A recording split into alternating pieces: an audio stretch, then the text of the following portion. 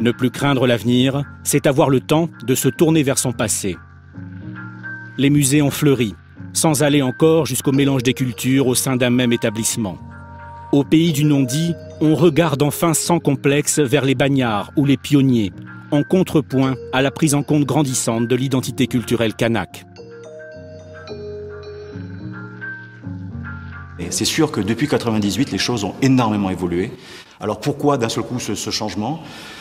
Peut-être davantage de moyens au niveau des contrats de développement 2006-2010. Donc là, ça a permis de créer des structures. Peut-être un engouement aussi de plus en plus important du public. Entre les journées de patrimoine de 94 qui drainaient à peu près 1000 ou 1500 personnes et puis celles de l'année dernière qui ont drainé plus de 15 000 personnes, on voit que les gens s'intéressent de plus en plus à la culture en Nouvelle-Calédonie, notamment au patrimoine. La reconnaissance de l'identité kanak a été un puissant moteur de la revendication indépendantiste. Des outils sont là, prestigieux, impensables au temps des années de cendres. Dans les discussions, il a bien fallu qu'on construise les locaux de l'institution. L'Agence de développement de la culture kanak est une institution mise en cadre des accords de Matignon. Nous avons donc dit, ben voilà, nous réclamons la mise en place, la construction de nos locaux. Mais là, c'est posé une question. Qu'allons-nous faire? Est-ce que nous allons construire un bâtiment de l'administration de la culture ou nous allons essayer de nous doter d'un outil culturel? Ce qui n'est pas du tout la même chose. La nuit est tombée, Octave Tonia, au nom de la DCK, reçoit coutumièrement les clés du centre symbolisées par la monnaie kanak. Ils ont donné pour nous deux, avec Marie-Claude. Pour que nous deux ensemble, on va garder cette maison. Monnaie qu'il confiera à Lionel Jospin. Chez vous, vous allez retourner cette monnaie-là, puis un jour vous allez dire, il y a l'esprit de Jean-Marie qui vous accompagne là-bas et qui va peut-être aussi vous aider, comme Jean-Marie nous a aidés pour ce projet. Tu vois quoi? Oui. La chose la plus importante, c'est quand même de faire en sorte qu'on prenne en compte la réalité culturelle dans laquelle nous venons, enfin, dans laquelle nous vivons. On ne peut pas simplement continuellement pleurer sur notre passé, mais avoir un regard clair sur ce que nous sommes aujourd'hui. Donc là, c'est lancer la réflexion d'un outil culturel qui est devenu donc le Centre culturel Tuborg.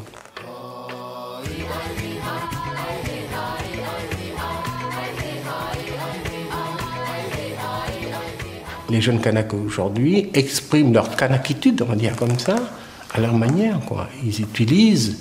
Et je pense que le travail que nous avons effectué depuis 1989 donne ses fruits aujourd'hui, particulièrement dans le milieu des jeunes Kanaks, où ils utilisent d'autres méthodes de communication pour parler d'eux-mêmes. On a eu une période un petit peu difficile. On peut penser que 20 ans c'est long, mais finalement c'est passé très rapidement. Je pense qu'il faut du temps pour que les choses évoluent, on va dire, en profondeur. Ça sera gagné quand Lansvata viendra sur des concerts de Kaneka et que, on va dire, le jeune Kanak viendra sur des concerts comme la Nuit du Rock, etc. etc. Pour l'instant, c'est encore... on campe un petit peu sur nos positions. Mais de toute façon, voilà, nous, on ne va pas se sauver. Hein, on est là, on est à la maison. Donc, on continuera d'œuvrer et puis de proposer des choses qui vont vers cette ambition-là. La mise en place de la DCK, la mise en place du Sénat coutumier, la mise en place des aires coutumières, la mise en place dernièrement de l'Académie des langues. C'est véritablement la reconnaissance complète de l'identité kanak ici. Il y a aussi l'Ignam, la tubercule centrale de la coutume, qui a désormais son conservatoire au pied du col de la Pirogue. Les langues vernaculaires sont entrées à l'école primaire et les PV de palabres dressés par les gendarmes vont bientôt être confiés à des officiers publics coutumiers du pays. Ça bouge au bord du plus beau lagon du monde. Si beau qu'il va, bientôt peut-être, entrer au patrimoine mondial de l'UNESCO sous la forme d'un bien en série avec 2 zones par province.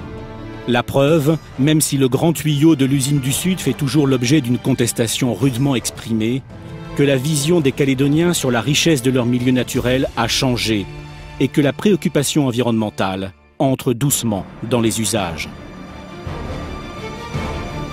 Tout être humain, normalement censé, il doit se préoccuper un peu de son environnement.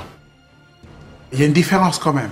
Quand je suis arrivé ici à l'IRD et aujourd'hui, c'est que à l'époque, c'est sûr que on parlait peu d'environnement, je dirais dans le sens biodiversité, protection de l'environnement, parce qu'il y a peu de choses qui se faisaient.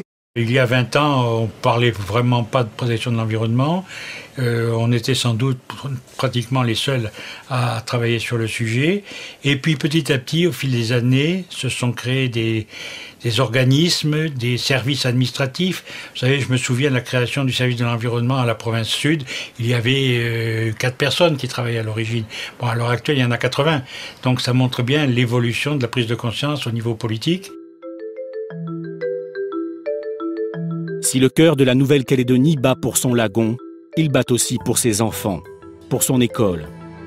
Non plus l'école coloniale, condamnée à l'époque des événements, mais une école en voie d'adaptation aux réalités locales.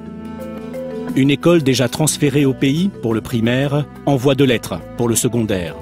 Un creuset du destin commun, un terrain de germination. Concernant l'enseignement primaire, l'évolution, la provincialisation, moi je crois qu'elle a apporté un sens des responsabilités plus grandes, puisque l'ensemble des acteurs de l'enseignement primaire se sentent complètement concernés. Ça a été des années de réflexion où on nous a sollicité, le gouvernement nous a sollicité pour participer activement à cette réflexion, à ces débats. Donc ça a été des moments difficiles parce que plein de doutes. Mais quand on voit le résultat et quand on commence à voir les résultats qui germent, quoi, les choses qui avancent, eh ben on se dit non, ça valait la peine de douter, ça valait la peine de se remettre en question. Le travail n'est pas fait là, il commence à être fait. Voilà, c'est tout. La graine a germé. Maintenant, faut arroser, puis il faut que ça pousse. Je pense que on n'a pas à avoir peur de ce transfert des compétences. Au contraire, il faut considérer ça comme un chantier passionnant et qu'on a ici des compétences, des jeunes qui sont capables d'assumer leurs responsabilités. Mais je pense qu'il faut que tout ça s'accompagne d'un soutien de tout le monde tire dans le même sens. Accord après accord, encore accord, et puis alors, et puis après, et puis d'abord, accord de quoi? Accord pour quoi? Accord pour qui? Accord pour moi? Moi qui ne comprends rien, j'ouvre le débat, j'ouvre une porte et point ne la referme. Attention, je ne cherche point désaccord, ok? D'accord, c'est bien beau, c'est bien grand, c'est bien fort tout ça, mais moi qui chôme dans ma tribu, moi qui traîne dans mon quartier, moi qui suis de ce pays, moi qui pense seul mes vieilles blessures, moi qui ne parle pas bon français, moi qui veux savoir qui tu es, moi qui cherche qui je suis. Alors, y a-t-il un acte pour moi dans votre accord? Et si oui, désolé, je ne le vois pas très bien encore. S'il n'y avait pas de difficulté, ce serait le paradis, disait Jean-Marie Tjibaou. Le paradis n'étant pas sur terre, les hommes de Nouvelle-Calédonie ont encore du travail. À mi-course de l'accord de Nouméa, le chemin parcouru est considérable. Celui qui reste à marcher l'est tout autant. La loi encadre ce processus de sortie. Un référendum, logiquement en 2018, possible dès 2014. En 20 ans, personne n'a renié sa vision, personne n'a encore convaincu l'autre. Les Calédoniens iront-ils jusque dans les urnes, chercher la réponse à leur futur? Auront-ils, comme leurs aînés, la volonté de négocier leur avenir partagé? La question reste ouverte. Mais dans la société, le regard des uns sur les autres a déjà changé.